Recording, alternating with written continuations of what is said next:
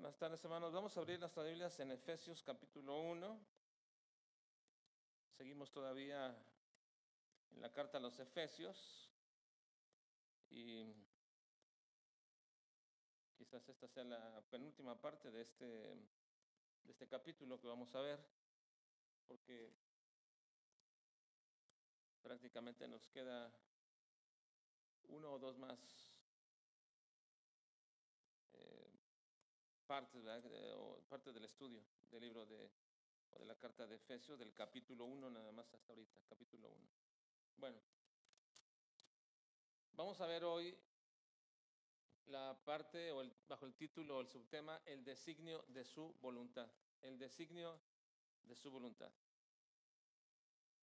El versículo 11, acompáñame por favor a leer este versículo 11 del capítulo 1, versículo 11. Dice versículo 11, leamos juntos. En él, asimismo, tuvimos herencia. Todos juntos, vamos a leer todos juntos, ¿listos? Leamos. En él, asimismo, tuvimos herencia, habiendo sido predestinados conforme al propósito del que hace todas las cosas según el designio de su voluntad. La centralidad, hermanos, del mensaje bíblico está siempre en la persona de Cristo. Nunca debemos pasar o nunca debemos olvidar esto. La centralidad del mensaje bíblico está siempre en la persona de Cristo. La Biblia tiene un mensaje cristocéntrico. Toda predicación, enseñanza debe ser cristocéntrica, es decir, todo debe girar siempre alrededor de Cristo, de su obra, de su persona, de su deidad. Todo debe girar siempre a ello. La centralidad del mensaje bíblico está en la persona de Cristo. Recuerden, la semana pasada les preguntaba que cuál era la persona divina de la cual se habla más prominentemente en todas las escrituras. Y todos contestaron unánimes. ¿Cuál es esa persona? Cristo. Cristo es la persona de la cual más se habla en todas las escrituras. Ahora, no es que sea la persona más importante. Recuerden que dentro de la deidad no existe niveles de autoridad ni niveles de importancia. Dentro de la deidad, la trina deidad, el Padre, el Hijo y el Espíritu, estos tres son uno y los tres son coeternos, son coiguales en todos los términos consustanciales y en todos los términos son siempre lo mismo. No es que sea más, pero la abundancia de la Escritura habla más prominentemente acerca de Cristo.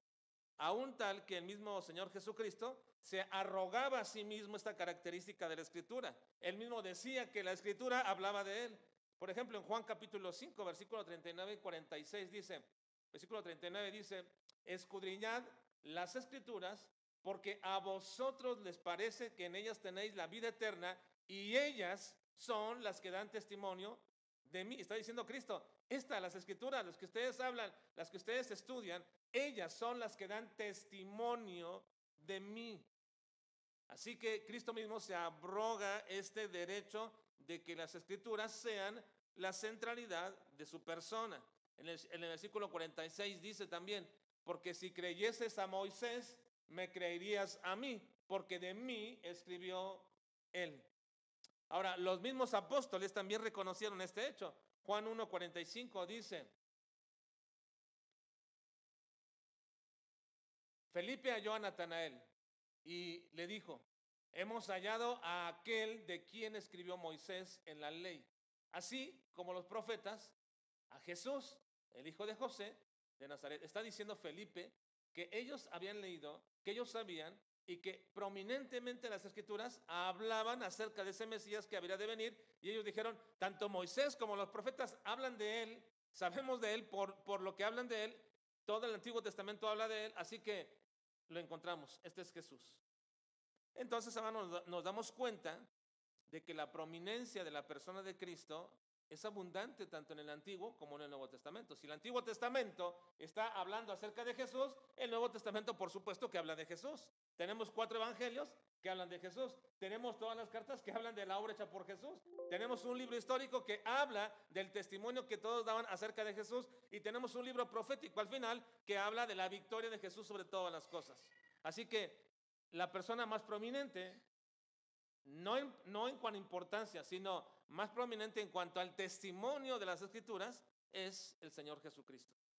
Ahora, Teniendo eso en mente, como lo tuvimos la semana pasada, estoy culminando esta sección desde la semana pasada al hablar de la prominencia de la persona de Cristo, que se deja ver desde el himno glorioso que ya examinamos, pero el cierre de ese análisis es observar dos frases que aparecen en este pasaje y que nos llevan a entender y a mejorar nuestra visión de la persona de Cristo, exaltándolo y glorificándolo. Ahora, no es porque ustedes no crean que Cristo es la persona importante, no porque ustedes quizás no crean que Cristo es la persona para ustedes dentro de su vida la más importante en el sentido del cambio que ha ejercido en su vida. No es por eso, sino porque muchas veces, hermanos, nos parece tan común hablar de Cristo que normalizamos la persona de Cristo como cualquier persona. Es decir, la vemos como cualquier persona y hablar de Cristo se vuelve tan común y tan cotidiano y tan corriente que lo bajamos a una posición tan humana como la nuestra. Sí, él era humano, por supuesto, pero no solamente era humano, era Dios mismo. Y a veces perdemos esa perspectiva, hermanos. Así que es importante que cada vez que tengamos la oportunidad de hablar de la persona de Cristo, lo podamos hacer desde este púlpito, pero, como hemos dicho, la centralidad de todo mensaje está alrededor de Cristo. Ahora, la semana pasada, para poder llevar a cabo esto, dije que había dos frases que nos iban a llevar a tener una visión más correcta, más gloriosa de la persona de Cristo, al finalizar toda la examinación del himno que ya estudiamos. La semana pasada vimos la primera frase, y era la frase, ¿alguien lo recuerda? Tiene que ver con la voluntad también. ¿El qué? El misterio de su voluntad. La semana pasada observamos cuál era el misterio de su voluntad que Pablo alude en esto. Obviamente no voy a hablar acerca ya de este misterio de la voluntad. Si ustedes no saben cuál es el misterio de la voluntad, no se lo voy a decir ahora. Vaya a la semana pasada y escúchelo, ¿eh? Pero ya no voy a hablar del misterio de su voluntad. ¿Cuál es el misterio de su voluntad? Lo vimos la semana pasada y concluimos que Cristo, manifestado plenamente en su vida y en su obra dentro de la iglesia, nos llega a manifestar ese misterio, tal como Hebreos capítulo 11 nos lo menciona y lo estudiamos. Bueno, ahora vamos a ver la segunda frase. La primera frase era el misterio de su voluntad. Hoy vamos a ver la segunda frase que nos lleva a poner a Cristo en la cúspide de todas las cosas. Y esta segunda frase está en el versículo 11, el designio de su voluntad. Dos frases que si las estudiamos en su contexto de Efesios, pero de toda la Biblia, nos ayudan a poner a Cristo, a ver a Cristo glorioso y principalmente como la persona más relevante en el sentido de lo que se habla y su obra de lo que se habla de él. Así que la segunda frase de ahora es el designio de su voluntad. Y con esto vamos a concluir esta parte del análisis del himno glorioso, ¿verdad? El misterio de su voluntad ya lo vimos. Hoy vamos a ver el designio de su voluntad. Ahora, no voy a analizar todo el versículo 11, pero vuelvan conmigo otra vez al versículo 11, por favor, hermano. Una vez más, porque vamos a centrar nuestra análisis, nuestro estudio de esta noche. Leamos el versículo 11 una vez más. Dice, en él, asimismo, tuvimos herencia, habiendo sido predestinados conforme al propósito del que hace todas las cosas, según el designio de su voluntad. Y como les dije, no voy a analizar todo el versículo, debido a que lo expresa de manera muy general lo que ya vimos antes respecto a la predestinación, ya lo leímos eso. La herencia a la que se refiere aquí es una gracia o bendición predestinada, ya la estudiamos. La razón del por qué es la elección divina, pero no lo vamos a hablar ya, porque ya hablamos acerca de esto. Pero lo que voy a hacer es simplemente tomar la frase final del versículo, la última parte, porque es una declaración general en la cual está incluida precisamente también la predestinación. Pero esa no es la única obra exclusiva del designio de la voluntad de Dios. No es la única obra exclusiva del designio de la voluntad de Dios, porque pone allí una partícula que nos dice, fíjense una vez más, en él asimismo tuvimos herencia, habiendo sido predestinados conforme al propósito del que hace todas las cosas, según el designio de su voluntad. Pero el punto importante aquí es que hace todas las cosas. Así que todas las cosas que Dios hace, las hace según el designio de su voluntad. Y aun cuando está incluida ahí la predestinación, no es la única cosa que Dios hace según el designio de su voluntad, sino que hace todas las cosas según el designio de su voluntad. Así que me voy a enfocar en la declaración última y con ello aparentemente al enfocarme en la declaración última de este versículo, aparentemente voy a contradecir una de las reglas hermenéuticas de estudio, que es interpretar todas las cosas en su contexto. Si yo extraigo esta sola expresión, el designio de su voluntad, y me enfoco en ella, puedo cometer un grave error, hermano, solamente al tratar de interpretarla fuera de su contexto. Aparentemente lo voy a hacer, pero no lo voy a hacer en realidad, porque al final está incluido en el análisis que voy a hacer el contexto de esta implicación de la frase. Así que vamos entonces a ver la frase que dice: conforme al propósito del que hace todas las cosas, según el designio de su voluntad.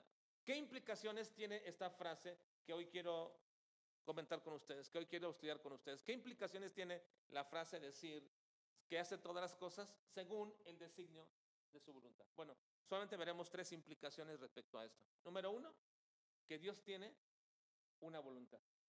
Si Dios hace todas las cosas, ¿las hace según qué? El designio de su voluntad. La primera implicación es que Dios tiene una voluntad. Ahora, sé que respecto a esta verdad no necesitamos ser convencidos. ¿Dios tiene una voluntad? Sí, por supuesto. Eso es aceptado por todos nosotros. Y todo el mundo va a decir, o la mayoría de los cristianos van a decir, claro, Dios tiene una voluntad y Él hace las cosas según su voluntad. Pero lo que yo creo, hermanos, que no ha sido muy bien entendido, y por eso tengo que explicarlo una vez más, lo que yo creo que no ha sido muy bien entendido es qué es la voluntad de Dios. Si Dios tiene una voluntad, ¿qué es la voluntad de Dios? Porque muchos cristianos llegan a confundir esta expresión, la voluntad de Dios, de muchas maneras, tal que muchas veces conceptúan a Dios, ven a Dios o perciben a Dios de acuerdo y dependiendo de cómo ellos entienden, disciernen lo que es la voluntad de Dios. Es decir, la imagen que la gente tiene, aunque muchos creyentes tienen respecto a la voluntad de Dios, es derivada de lo que ellos entienden respecto a la voluntad de Dios. Por ejemplo, miren, la esposa de Job percibió que la voluntad de Dios para su familia, por lo que estaba sucediéndoles, esa voluntad era mala. Ella percibió esto. La esposa de Job percibió que la voluntad de Dios que estaba sucediendo con su familia, al perder a sus hijos, al perder sus bienes, era mala para ellos. Por tanto, de acuerdo a eso, fue y le dijo a Job que maldijera a Dios y que se muriera. ¿Recuerdan? ¿Por qué le dijo esto? ¿Por qué le dijo, maldice a Dios y muérete? Porque ella piensa que la voluntad de Dios ejercida en su familia es mala y por lo tanto ese Dios es malo. Y le dice, ¿cómo es posible que aún retengas tu integridad? La integridad de Job estaba basada en lo que él conceptuaba de Dios. La integridad de Job, ¿cómo se podía mantener? Ustedes lo pueden más adelante, dice que él jamás miró a una mujer con codicia, que él antes de todo eso, antes de comer un bocado, él comía la palabra de Dios y menciona mucho de su testimonio. Y esa parte era una parte íntegra de la vida de Job. Tal que Dios dijo, no hay hombre más perfecto, más recto, más temeroso de mí que Job. En esta tierra no hay nadie como él, como Job. Pero esa integridad de Job, ¿de qué dependía? La integridad de Job dependía de la visión que él tenía de Dios, de su visión de Dios. Por eso cuando le viene a Job todos esos terribles males, ¿qué hace Job? Simplemente se inclina a Dios, adora a Dios por lo que está pasando y dice, nunca le atribuyó a Dios despropósito alguno. Nunca le atribuyó a Dios un despropósito en lo que estaba sucediendo. Así que cuando su mujer ve que ya perdieron todo y que ya no tienen absolutamente nada, le dice, ¿aún retienes tu integridad? ¿Qué quiere decir eso? ¿Aún sigues pensando igual de Dios? ¿Aún sigues manteniendo tu idea de Dios como ese Dios soberano, ese Dios glorioso, ese Dios bueno? ¿Aún la sigues manteniendo? Yo no, estoy parafraseando, ¿verdad? Yo no. Maldice a Dios y muérete. Así que, hermanos, cuando uno percibe la voluntad de Dios de manera equivocada, también percibes a Dios de manera equivocada. ¿Qué ha pasado en tu vida o qué ha sucedido en tu vida que tú no ves bien, que tú no has visto bien y de pronto no puedes realmente entender ni comprender que esto es la voluntad de Dios, buena y agradable y perfecta, y la ves mal. Cuando ves mal esa voluntad, también ves mal a Dios. La gente percibe la voluntad de Dios tal como percibe a Dios. Otras veces, algunos piensan que la voluntad de Dios puede ser buena, pero que no es agradable. Sí es buena, pero podría no ser agradable.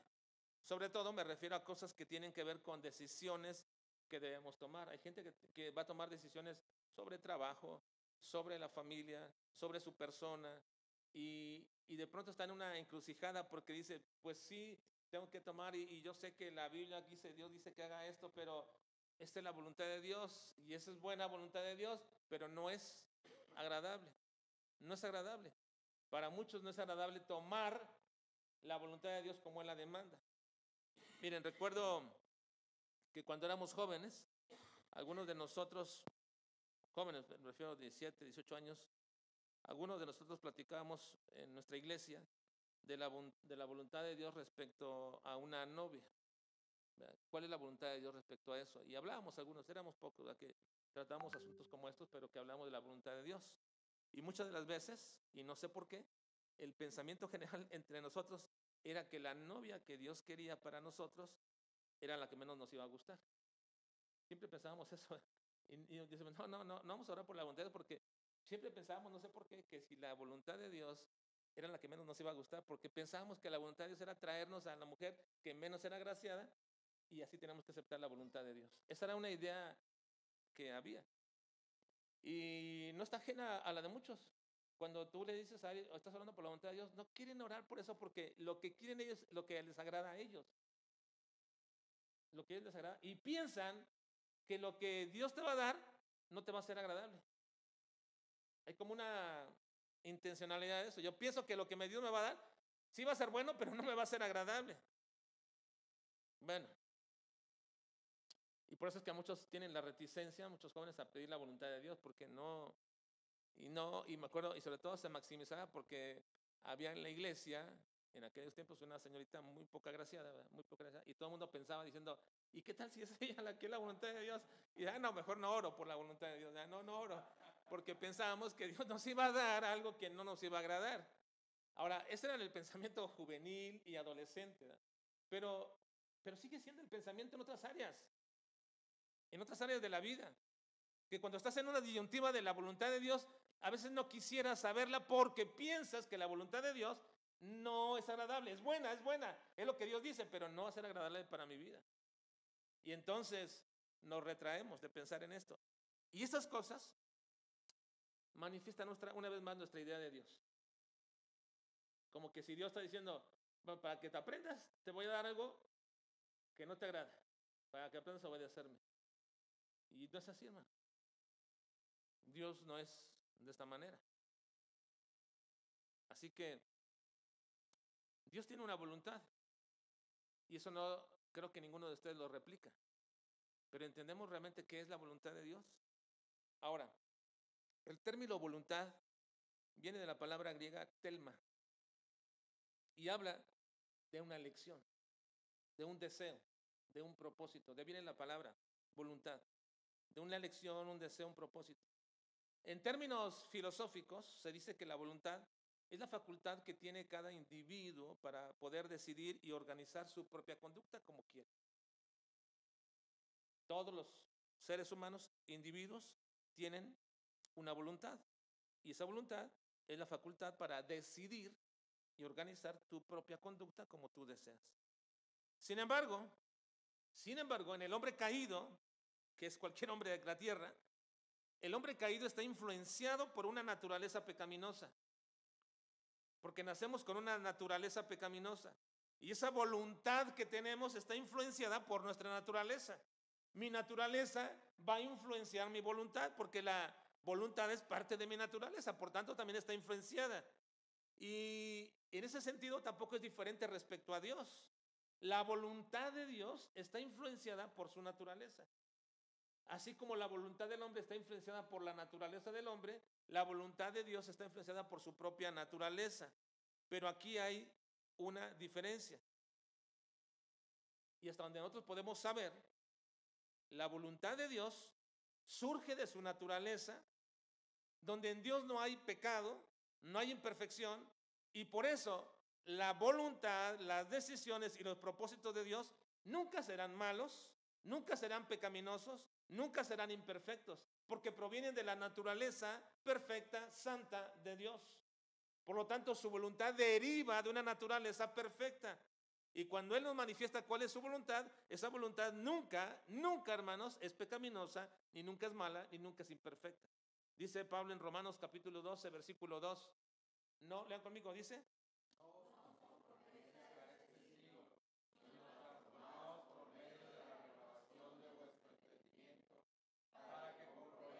Cuál sea la buena voluntad de Dios, agradable y perfecta. Vean, hermanos.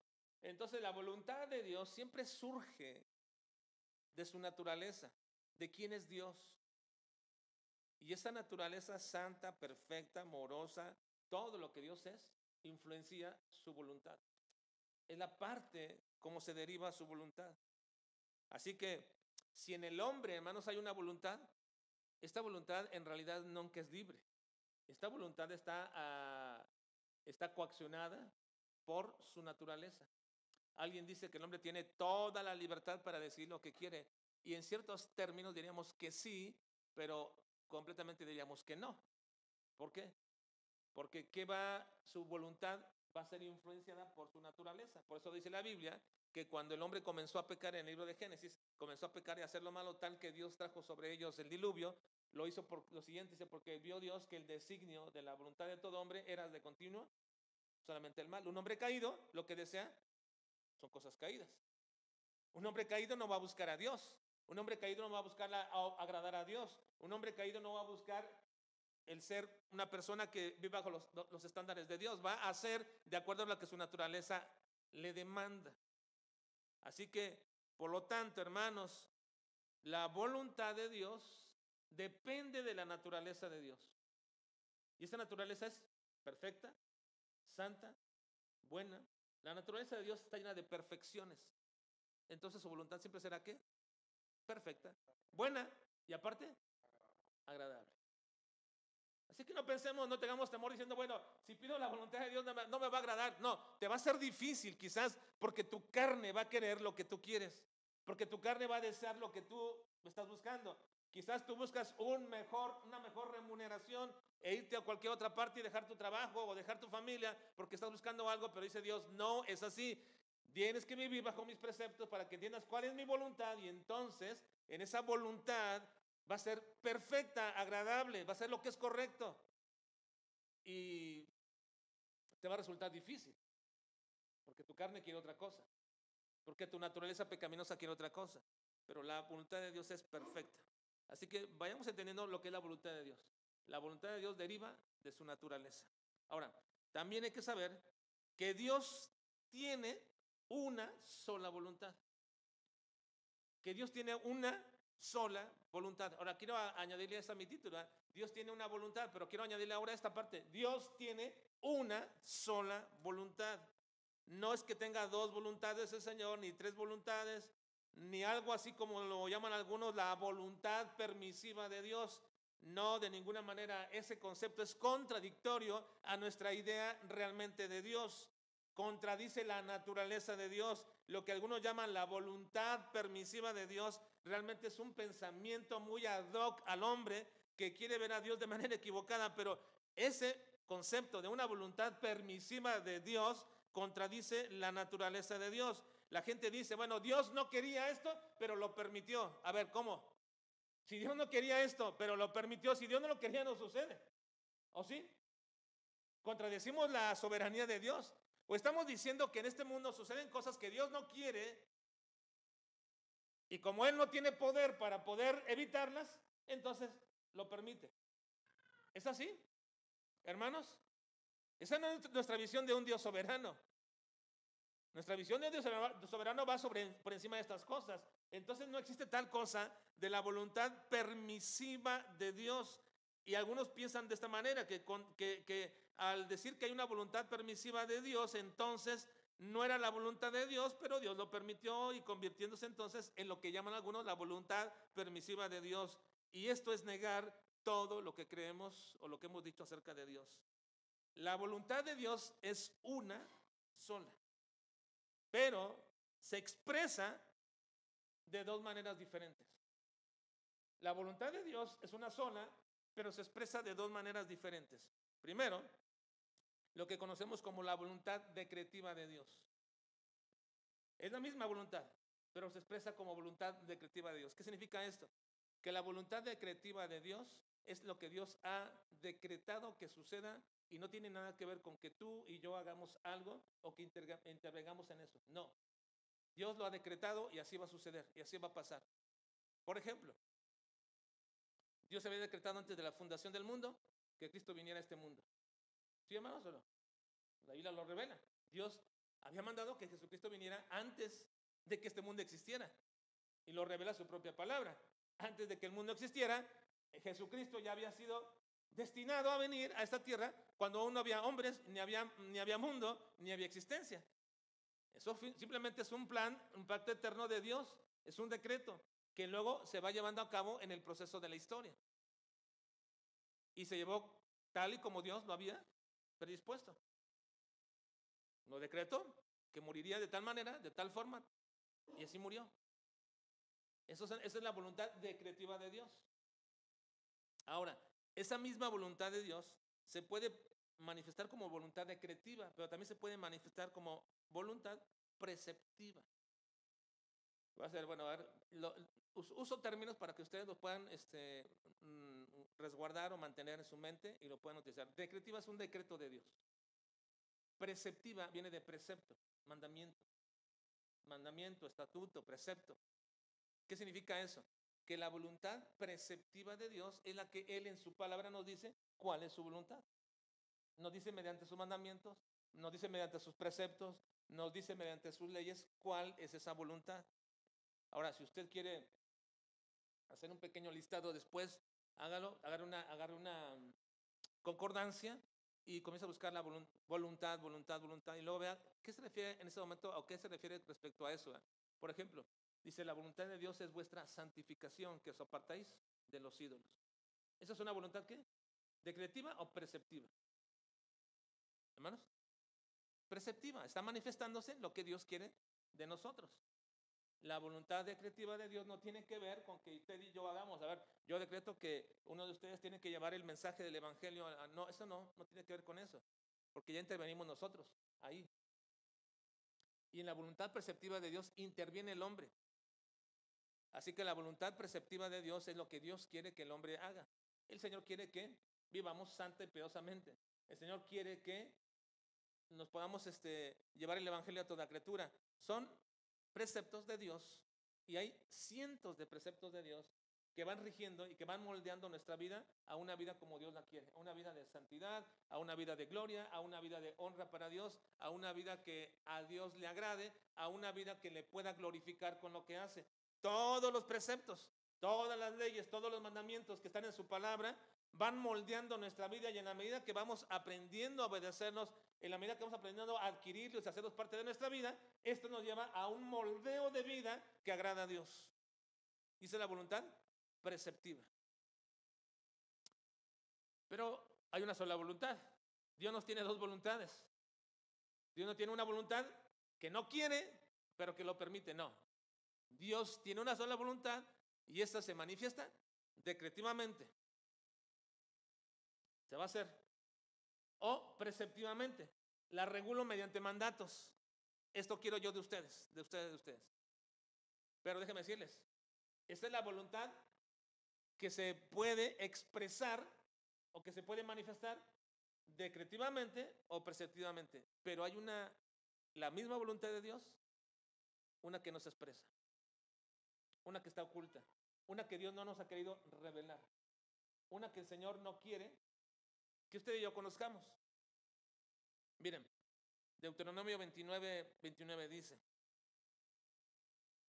leamos, las cosas secretas pertenecen a Jehová nuestro Dios, mas las reveladas son para nosotros y para nuestros hijos, para siempre, para que cumplamos todas las palabras de esta ley. Cuando habla de las cosas secretas, está hablando precisamente de estas cosas. Cosas secretas.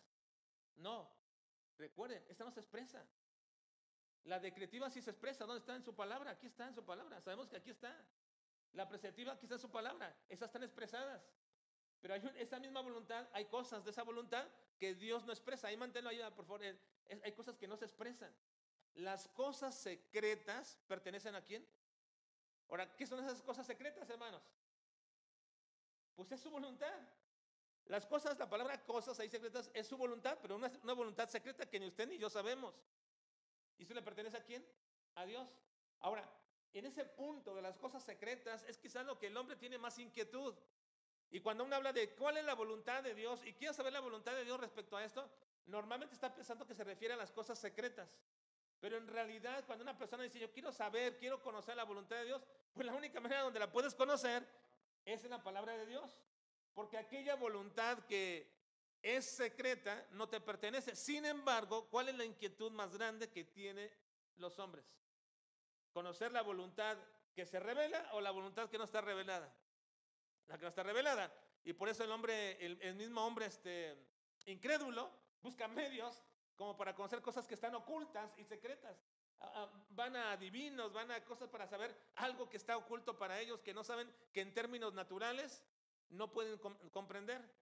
Y quieren buscar cosas incorrectas para poder, o utilizar cosas incorrectas para poder conocer lo que es lo secreto de Dios.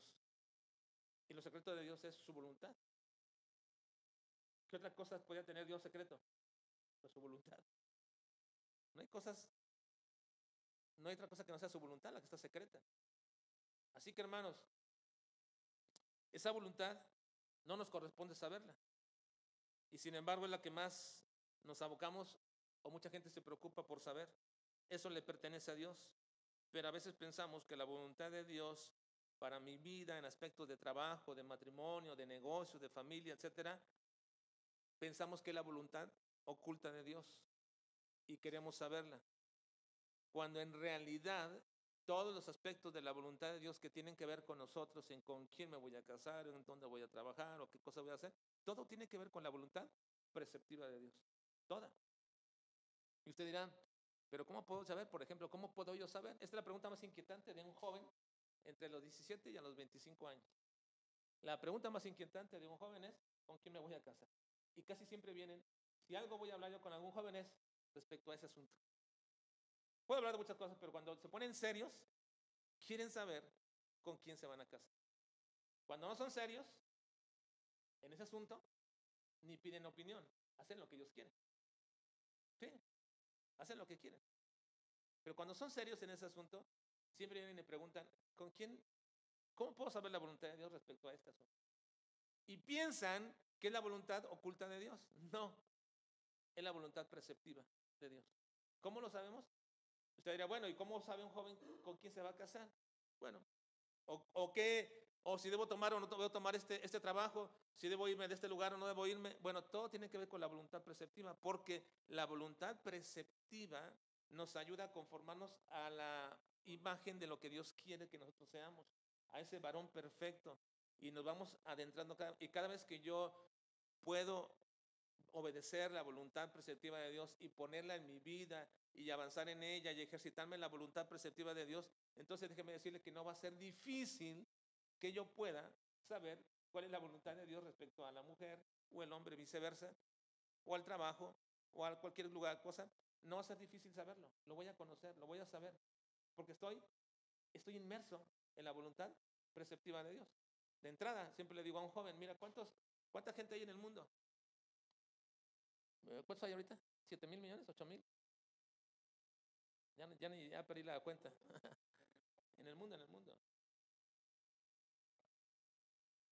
¿Qué? No. Son 7,000, hasta unos años atrás eran 7,000 millones. 7,000 millones de personas. 100,000 millones no pueden ser, no, ya estaría atiborrado.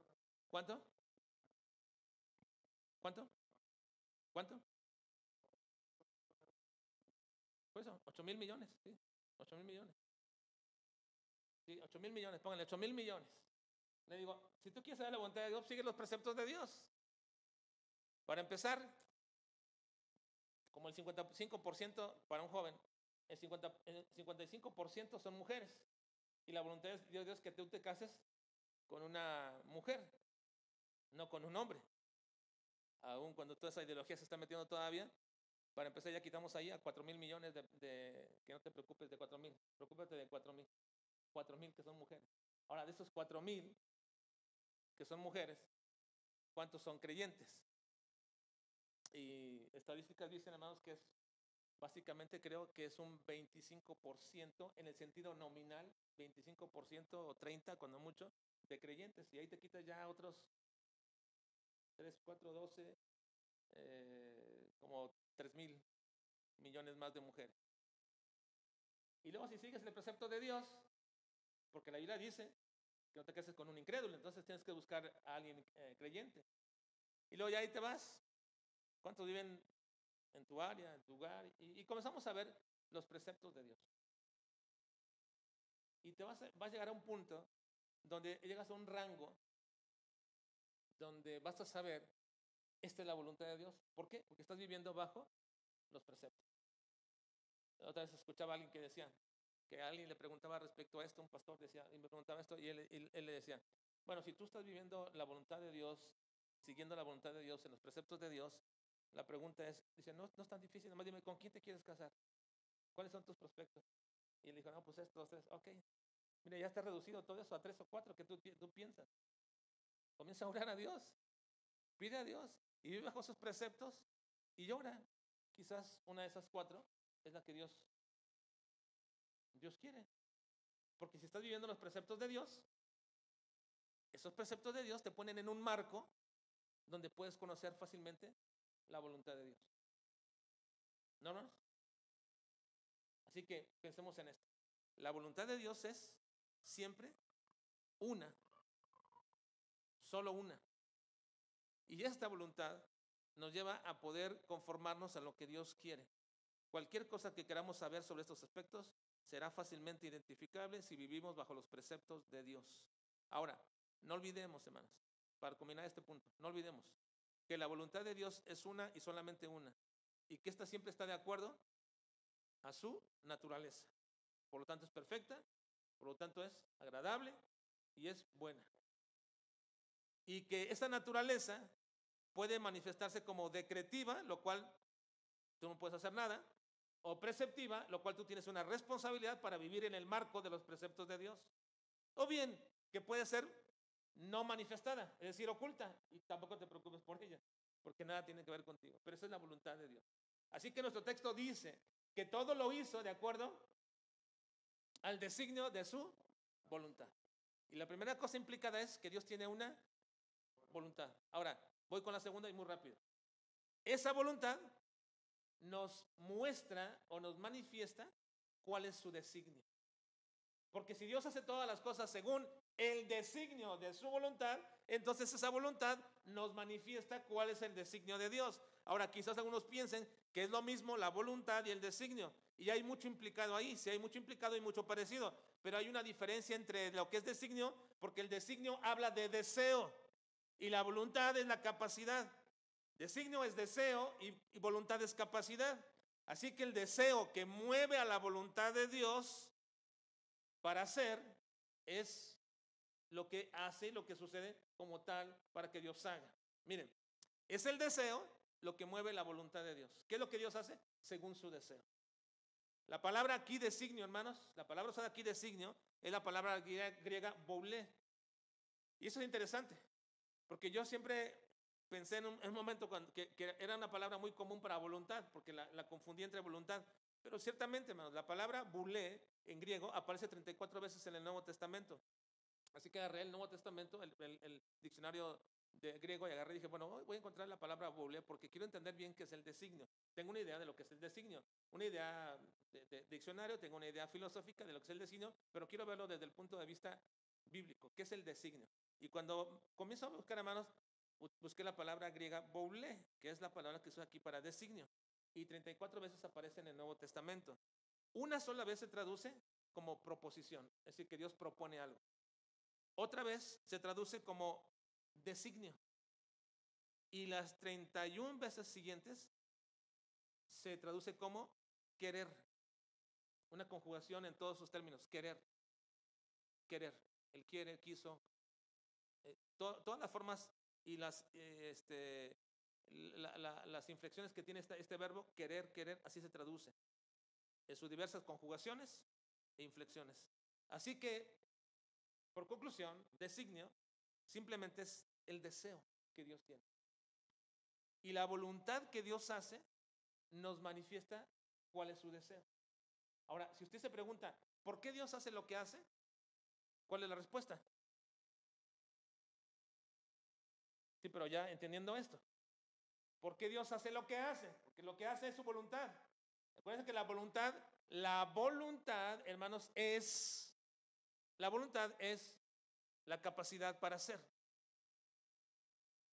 Incluso hasta lo usamos, ¿verdad? No tuviste voluntad para hacerlo. O sea, no quiste la capacidad, no quiste hacerlo. Bueno, voluntad. Voluntad es la capacidad para hacer.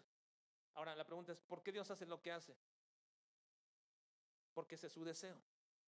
¿Qué mueve la voluntad de Dios? Su deseo. Y aquí dice claramente que Él hace todas las cosas según el designio de su voluntad. Así que entonces, algo importante, hermanos. La voluntad de Dios nos manifiesta cuál es el deseo de Dios. Y el deseo de Dios es lo más profundo y lo más íntimo que puede existir en Dios. Miren, yo no puedo conocer sus pensamientos, ni su corazón. Pero cuando ustedes comienzan a manifestar cuáles son sus afinidades, sus inclinaciones, lo que les agrada, lo que les gusta, entonces ustedes comienzan a manifestar lo que es profundo de ustedes, ¿o no? Cuando ustedes platican con alguien, cuando ustedes platican con alguna persona y comienzan a este nivel, a este límite, donde comienzan a hablar sobre sus gustos, sobre sus inclinaciones, sobre todo lo que ustedes son y comienzan a hablar acerca de todo esto, ustedes están entrando a una intimidad con esa persona, a una intimidad importante, porque están hablando del corazón de la persona, porque ya manifiesta cuáles son sus deseos, lo que lo mueve a usted a hacer las cosas. Bueno, Dios, nosotros nunca podemos entrar a la intimidad de Dios, es decir, a lo que Él es, porque Él es un ser infinito. Nunca podemos hacerlo. Pero Pablo nos dice que cuando conocemos un poco de su voluntad, adentramos un poco a esas cosas profundas de Dios. Miren Romanos 11:33. ¿Qué dice? Romanos 11:33. Lo llamamos, ¿eh? O profundidad de las riquezas, de la sabiduría y de la ciencia de Dios. Cuán insondables son sus juicios e inescrutables. Miren, Dios tiene una profundidad de riquezas que nadie puede entrar a eso. Y una sabiduría insondable. Es inescrutable, es insondable, nadie puede llegar a eso. Pero entramos un poquito cuando conocemos su voluntad. Porque su voluntad es el reflejo de su deseo. Entonces, entramos un poquito a la profundidad de Dios cuando conocemos la voluntad de Dios. Porque la voluntad de Dios nos manifiesta su deseo, su designio. ¿Sí, hermanos? Entonces, Dios hace todas las cosas según el designio de su voluntad. Dios tiene una voluntad. Y esa voluntad es movida por su deseo. Ahora, la pregunta es, ¿cuál es ese deseo?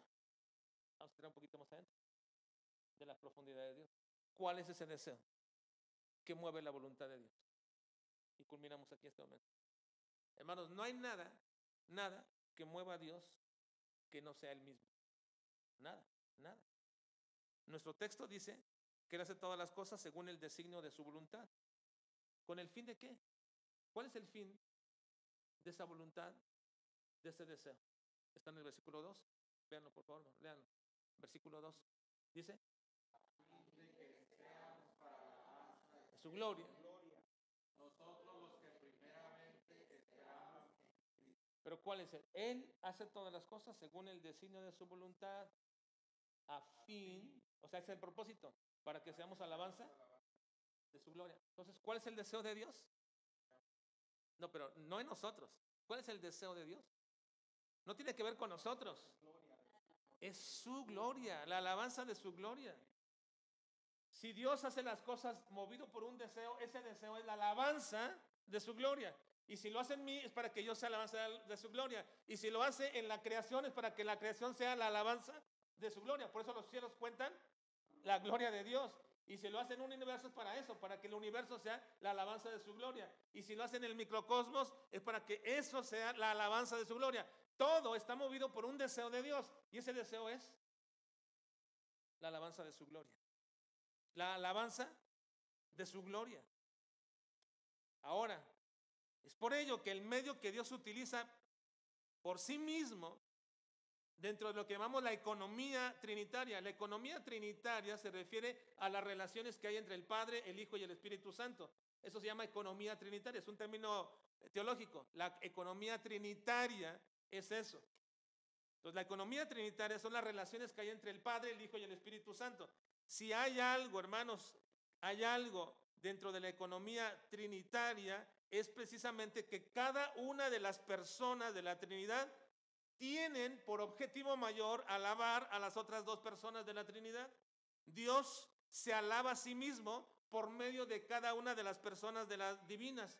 Pero una de las cosas que Dios nos ha dado a conocer dentro de esa voluntad visible es que la persona del Hijo tiene como función primordial, cuando entró a este mundo, el poder alabar siempre al Padre.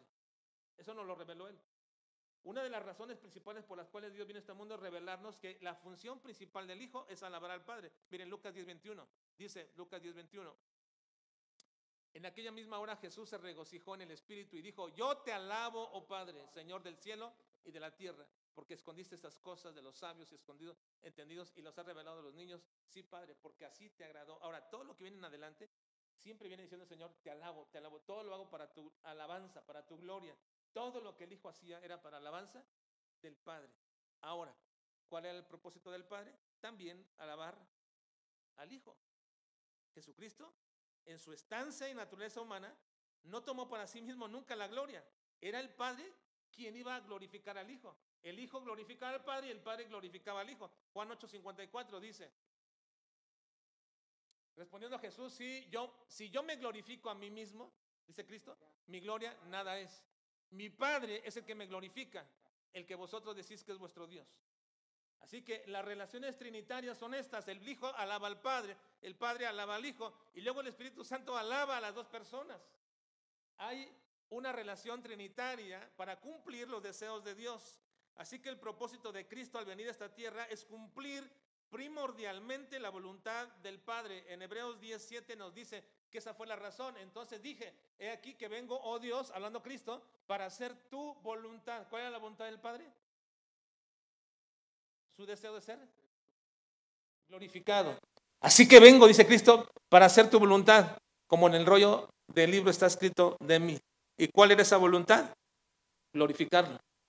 Glorificarlo. Así que Cristo glorificó al Padre con una vida perfecta. Cristo glorificó al Padre con su muerte. Él glorificó al Padre con su muerte. Cristo glorificó al Padre en su resurrección. Cristo glorificó al Padre con su ascensión. Toda la vida de Cristo está motivada por la gloria del Padre. Y por eso dice Cristo: a eso vine, a glorificar a mi Padre. Y por ello es que Cristo, hermanos, ahora déjenme decirles, entendiendo todo esto que hemos visto ahora, entonces, ¿cuál es el designio de la voluntad del Padre? ¿En dónde se centra? En Cristo. En Cristo. Cristo es el designio de su voluntad. Cristo es el misterio de la voluntad escondida. Es Cristo. La voluntad del Padre es cumplida en Cristo, y por ello Cristo es el designio de su voluntad. Él es el cumplimiento de todo lo planeado en la eternidad y luego aquí llevado en la tierra. ¿Para qué? Para alabanza de su gloria. Así que, hermanos, ¿cuál finalmente es el designio de la voluntad de Dios? Si lo ponemos o lo personificamos, es Cristo, porque Cristo es el único que puede glorificar a Dios perfectamente. Ahora, usted y yo debemos glorificar a Dios, pero no lo hacemos perfectamente, ni lo hacemos como deberíamos. Pero ¿cuál es la perfección del designio de la voluntad de Dios? Cristo. Es Cristo, porque es el único que puede glorificar al Padre perfectamente. ¿Sí, hermanos? Entonces aquí culminamos esta parte. El misterio de la voluntad de Dios es Cristo. El designio de la voluntad de Dios es Cristo. Y cuando se concluye el himno glorioso que ya estudiamos, todo está enfocado en Cristo. Nuestra vida entonces está escondida en Cristo. La alabanza y la gloria de Dios es para el Padre. Así que yo, escondido en Cristo, también debo alabar siempre y glorificar a Dios. Ahí entendemos entonces la prominencia de la persona de Cristo. Vamos a orar, por favor.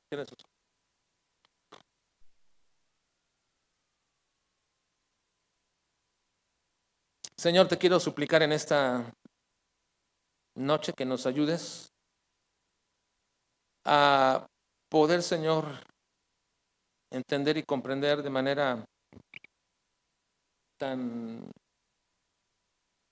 nítida y clara esta voluntad tuya, ese designio, ese deseo que es que tú seas glorificado. Este es nuestro parámetro y nuestro modelo es Cristo. Él es el modelo de este designio. Él es la personificación de este designio de la voluntad. Y nosotros, Señor, necesitamos encaminarnos a ese modelo. Ayúdanos para que todas nuestras relaciones familiares, matrimoniales, entre hermanos, en el trabajo, en toda índole, Señor, siempre en ello tratemos de buscar tu gloria, Padre. Ayúdanos. No es la gloria nuestra, no es nosotros siendo exaltados, eres tú siendo exaltado, Dios. Ayúdanos. En tus manos nos ponemos, Padre, te glorificamos, te honramos y pedimos que nunca perdamos de vista la esencia y el propósito del designio de tu voluntad, que es glorificarte. Te lo suplico en Cristo Jesús. Amén. Muy bien, vamos a